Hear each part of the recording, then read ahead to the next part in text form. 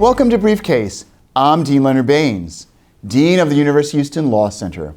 Thank you for joining us for this video series on the constitutional amendments. The First Amendment is complex and broad. It covers freedom of religion, freedom of speech, freedom of the press, the right of peaceful assembly, and right of citizen to petition the government. It protects individual democratic and personal rights from government overreach. The First Amendment is part of the Bill of Rights and was ratified in 1791.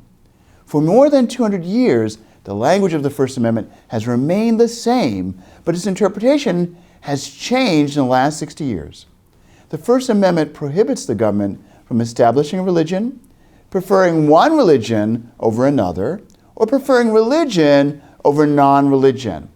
The government may not prohibit offensive or disagreeable political speech. The modern American judicial system has repeatedly reevaluated the scope and scale of the First Amendment, and that reevaluation is likely to continue. For this episode of Briefcase, I'm Dean Leonard Baynes.